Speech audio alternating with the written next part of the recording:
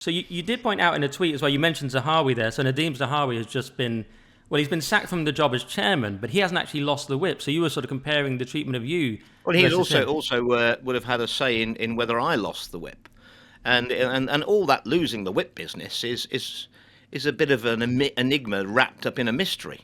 So just to fill you in, I mean, I received a text. I think it was that Wednesday morning. I think from Simon Hart, the chief whip. It said, "Oh, ring me urgently."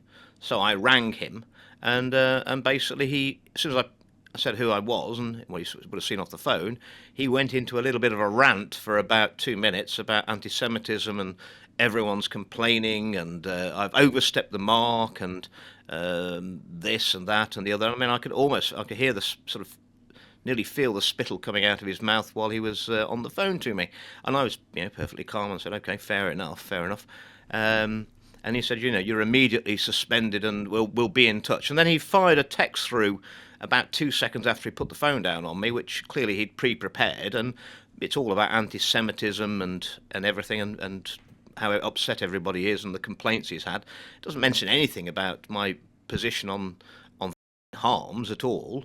And well, I mean, it left it about 24 hours, and as far as I'm concerned, it was really like you ring the bell, the Pavlov's bell of anti-Semitism at anyone, and they come out slathering, even if there's no food to be, even if it's not anti-Semitic, and there was various attacks on me from various colleagues.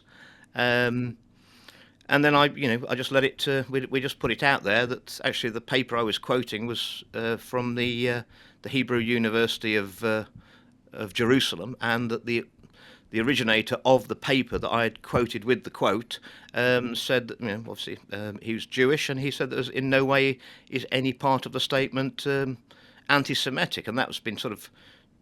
I've had dozens and dozens, if not hundreds, of letters from people of the Jewish faith from all around the world who've supported my right to free speech and concerns over the harm. So then it appeared then that the sort of anti-Semitic thing sort of died a death, and then the party shifted to it's about my views on harms, which is a different kettle of fish. I mean, as an employer of a number of staff in Parliament and in the constituency myself, and I mean I have employed when I was in business up to 300 people in my company.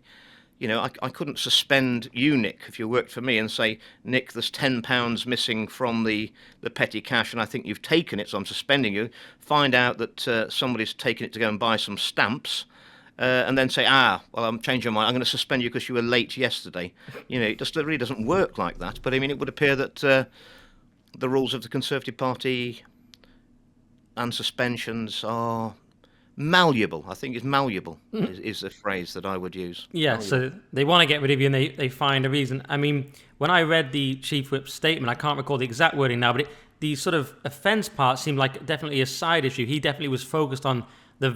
I don't know if he used the phrase. Well, safe and I can show effective. you. I can show you his alleged reason for suspending me, and it doesn't mention harms once. It's only talking about anti-Semitism and racism. Right, whereas the public statement went on about the vaccines are great. Yeah, We yeah, love yeah. them. Well, that's not what he told me, and he even put in his text as per our conversation.